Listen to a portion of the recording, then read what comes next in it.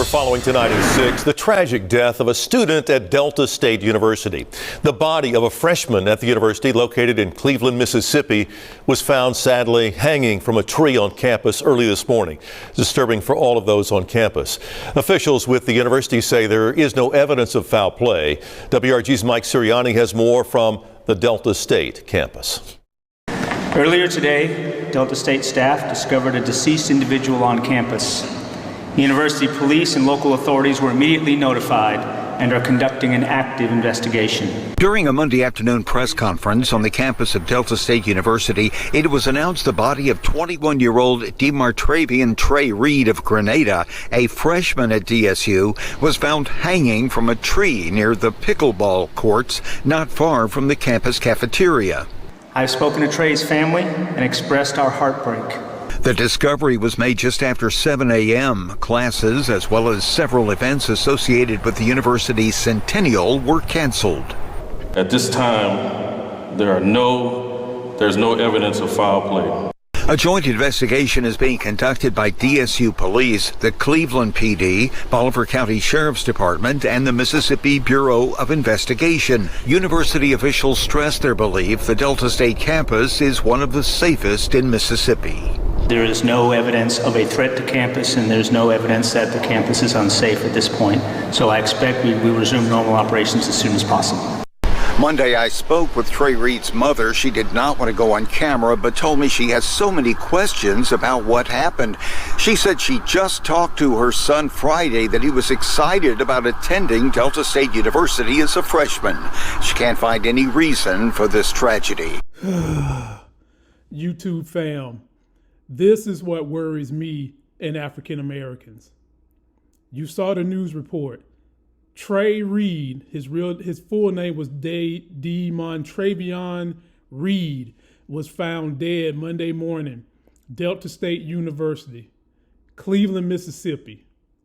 Bible Belt, folks. 21 years old. He was found hung with broken legs, ladies and gentlemen. And it's not that hard to put two and two together. This video is going to talk about this, how Charlie Kirk and the aftermath of him pertains to this, because last week when Charlie Kirk hit, what happened? They started threatening HBCUs all across America, and white MAGA racists was having parades and protests and threatening to get HBCUs. You remember this? 4 HBCUs have received terroristic threats after this Charlie Kirk incident happened. Clark University, Alabama, Virginia, and Hampton University. They've been instructed to shelter in place, and if you left the campus, to stay away from the campus until further notice.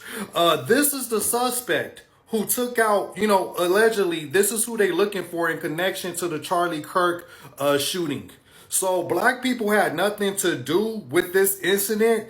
Most likely this Charlie Kirk was unfortunately deleted because of political reasons, political purposes. This was Utah. Utah's predominantly a white campus, Utah Valley University. So yeah, black people had nothing to do with this. I don't know why they turning this into race when most likely this was based on politics. This was political violence, not racial violence. So why threaten HBCUs? You know what I'm saying? Black people had nothing to do with that. And once again, this is what the FBI released. This is the persons of interest that they're looking for. He seemed like a white guy to me. And now, ladies and gentlemen, we've got this young man who has been found dead. And this just brings up a real talk about things we're going to have to start doing in our community, ladies and gentlemen, right now, because people voted for a stupid game and now they're getting stupid results with Trump. And I really want to call out black men that voted for Trump, because some of this shit has to do with you. We just lost a good brother because of that. I think that from now on, as black people, with what we've got as leadership and how this leadership is emboldening police and military to beat up minorities, beat up folks, take them to alligator Alcatraz, send them overseas. Black folks is going to have to stop walking alone. Why is it that we haven't heard not near politician break out the way they broke out for Charlie Kirk's ass over this boy? Why? Is it because he's at a HBCU? At the very least, we need Democrats talking about this shit. And then for the police to keep lying, acting as though there's no foul play. I believe that is basically because this is a red state. Trump and the people that control red states don't give a damn about black people. And furthermore, if we were to tell this story, it's very easy to connect the dots and say that this was a lynching. We just got to call this shit what it is. This was a lynching. Folks, I've always encouraged my liberal people, you don't have to like guns, but you damn sure better know how to use one. Until we pass the Lamont Tyson Chip Act, in which we put a microchip in every high-power long-range gun that can be tracked anywhere and go within 2 miles of anywhere that a person can be and the police can see it, you're going to have to arm yourself. And for them to keep saying that this was a suicide, well, I want you to riddle me this. How did this man break his legs and still manage to hang himself? Riddle me that, ladies and gentlemen. Have we ventured off so far into a world where common sense has been lost that we can't put 2 and 2 together and know that it's 3? This is horrific, ladies and gentlemen. Horrific. It makes minorities who live in these red states think about leaving, especially if you don't have some major mecca that has Democratic rule. It is time you do something to protect yourselves. The media in that area, it seems like law enforcement in that area is not on the side of us, ladies and gentlemen. To say that this boy had 2 broke legs and still hung himself, I can't buy that. And neither should you. And so I want to give a shout out to the family. I'm wishing you well. To his friends, anyone in that circle, get the counseling you need, get the healing you need. This wasn't gun violence, but this was still graphic, heinous violence. And I don't know who we need to call. Do we need to call Governor Newsom to have him get somebody involved in finding the truth behind this? Because Trump's DOJ ain't gonna do shit. Mississippi ain't gonna do shit. And the family deserves answers. The same way they rushed their asses to figure out what was going on with Charlie Kirk, I need that same speed here with this young man. Black folks, stay together, travel in packs, try not to travel late at night, especially in red states. Not saying it can't happen in blue states, because it can, but especially in red states where you're not going to get any justice, any help. And you might need to go get you a weapon, folks. This shit is real. The Trump administration is raging war against the American people that do not believe in dictatorship, that do not believe in neo-Nazism or any of that. They're raging war against us, and they're using Charlie Kirk, who was a bad human being who died horrifically. He didn't need to die like that. He shouldn't have died like that. But that doesn't blemish the fact that he was a horrible human being who did not like minorities, who did not like women having the same rights as men. And he got into a big feud with Nick Fuentes, which brings me to the next video we're going to cover, which is Candace Owens, who, believe it or not, supports Palestine, ladies and gentlemen. She's not an Israel supporter. And if you recall, she used to do videos with Charlie Kirk all the time. Well, she's calling out Bill Ackman, a rich Trump supporter, for what happened with them wanting to pay Charlie Kirk to advocate for Israel, and he didn't take the money, and she called him out. So take a look at this. So Candace Owens is basically accusing Benjamin Netanyahu and billionaire Bill Ackman, who is a huge Trump thumper. She is accusing, so let me just read this. This is from the right. Candace Owens claims that, quote, threats were made to Charlie Kirk during an intense intervention with Bill Ackman in the Hamptons weeks ago. Owens claims Kirk was having a change of heart on Israel before his death and says that he was contacted by Benjamin Netanyahu. I know that Charlie was offered a ton of money in this moment, a ton of money. Bill Ackman denies the claims and says they are false. So the thing is that there was this meeting in the Hamptons before Charlie Kirk's murder, where Charlie Kirk had been having voices on his podcast that were anti-Zionist voices. Allegedly, Benjamin Netanyahu and Bill Ackman and others wanted to give Charlie Kirk $150 million to toe the Israel line. Candace Owens is calling this out. Bill Ackman, this billionaire, surprisingly, you guys, look at this responds to this. 4 pages of this tweet about, yes, I was in the Hamptons with him. Yes, we had dinner. Yes, we did all of this stuff together, but I didn't blackmail him. I didn't, but he admits that basically the premise of what Candace Owens is saying is true. And so again, I want to bring us back to this weird intersection. So you have these right-wing podcasters, some of which are total shills for Israel. And then you have some that are like, wait a minute, this is not America first. Why are we supporting Israel's provocations and genocide in Palestine? And there is a link there that also goes on the far left. The difference is these right-wing agitators, again, they cherry pick civil rights.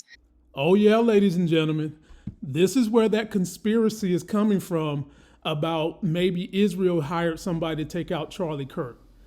We can't prove that. We don't know that just yet.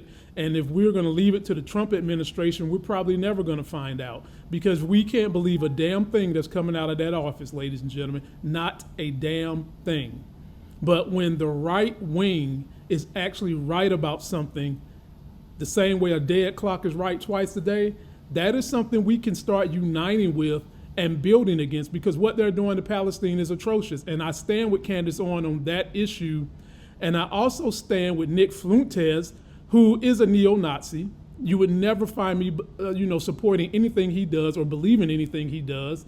And he has had an ongoing war with Charlie Kirk, which is another reason why some people are claiming this Charlie Kirk thing could have been something with Israel. And I think about Nick Fuentes versus Charlie Kirk. It reminds me of Jerry Falwell versus Jim Baker. 2 people who have strong influences. They generally agree on most things, but they have these certain issues where you get white on white crime, white on white hate, and we just got to call this thing for what it is. The assassination of Charlie Kirk was white on white, MAGA on MAGA, Republican on Republican hate. But take a look at Nick Fuentes and what he said recently compared to what he was saying about Charlie Kirk in the past versus what he's saying about President Trump right now, who, mind you, they just had some kind of little vigil thing for Charlie Kirk. And you remember how President Trump came out and said Charlie Kirk was his friend, his buddy, and all that bullshit? Why did they have the vigil and Trump took his ass to go play golf? Take a listen to Nick Fuentes. Nick Fuentes. And Nick Fuentes is the leader of the Groypers, and it has been suggested online. There's a lot of suggestions online about all of the reasons for the murder. Some people think it was Israel. I don't think that. I mean, an extraordinary claim requires extraordinary evidence. Some people think that this kid was a Groyper and that Charlie Kirk wasn't far right enough. And so here is Nick Fuentes, what if you're a Groyper, what you're going to be consuming. So Hassan Piker tweets this: what a difference 1 month makes for this booger-eating neo-Nazi and his opinions on Charlie Kirk. Play the clip. Disagreements, where we did agree, is that he would go to these college campuses and proclaim the name of Jesus Christ. And ultimately, that is why he was killed. The gunmen that killed him, they hated him because of his defense of Christian morality. Charlie Kirk cannot call himself a Christian anymore. Sorry, you forfeited that. I do not want to hear, and you cannot allow Charlie Kirk to go to one more public event, one more question and answer, one more ask me anything, without being protested, without being shouted down, without being interrogated about this.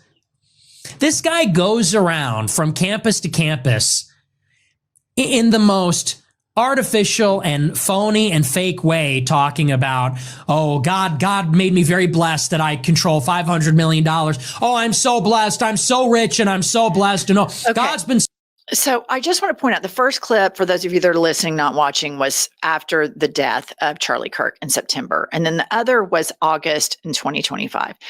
Probably the reality of this shooter is, isolation, came from a very religious Mormon upbringing, steeped in gun culture. And he probably followed some far right accounts and definitely came from a far right family. I'm in no way connecting that he's a groyper, although I could see, based on the evidence that I have heard, and I don't trust any of the evidence coming out of the FBI, that there was a dinner where the Tyler Robinson, the shooter, said to the family how much he hated Charlie Kirk. And if you listen to Nick Fuentes here, what he was saying a month prior, he hated Charlie Kirk too. You see what's going on, ladies and gentlemen? The right is basically eating themselves. And all while this is happening, the country is in chaos. Minorities are being tormented. Even people who are in social media, ladies and gentlemen, that are trying to report the real facts, as Trump has watered down facts and made it okay for people's opinion to seem like facts because his base are just that dumb, just that craven, just that lost, that they cling on to these little issues and think that minorities are the problem for them not succeeding in life. And they get into these little silos with these Nazis and these racists and think that that's their family and do whatever these people tell them to do, is what's causing harm in this country. All while the rich are eating them. They're doing the bidding of the rich by getting out here harming people, and they don't even see it. So, ladies and gentlemen, post your comments. Let me know what you think. It is just chaos right now. I encourage anyone who's a minority and women, stay in groups. Don't be out late at night. And if you have to be out, go get you a weapon. Go to target practice. Learn how to use that weapon just in case you might need it. And for the high artillery, heavy ammo weapons, tell your friends the Lamont Tyson chip that would be something that could save some of those lives. If someone has a high caliber rifle or a long range rifle and this chip is in it, it'll send a ping anytime they get within 2 to 3 miles of a highly populated area, so the local authorities can get there, the campus police can get there, whoever it is can get there. But the problem is, hell, even if we do get this technology out and Trump still is the president, is it going to work for minorities? Because it didn't work for this young man, Trey, who wasn't even killed by a gun. His ass, I believe, got jumped and then was hung at a noose. And then they said that this shit happened by a pickleball court, ladies and gentlemen. Black people don't be playing no fucking pickleball. Come on, man. Just the fact that it was by pickleball itself should tell you that this was carried out most likely by some white sympathizers who've been pledging to get revenge for Charlie Kirk. Please subscribe to my channel. Please go to mybeacons.ai to get more on this story and other stories. I send newsletters out twice a week. And until that next Sexy as Hell video, I'll take you guys out with my girl, Jasmine Crockett. Somebody's bleach blonde, bad built butch body. Somebody's bleach blonde, bad built butch body. Somebody's bleach blonde, bad built butch body.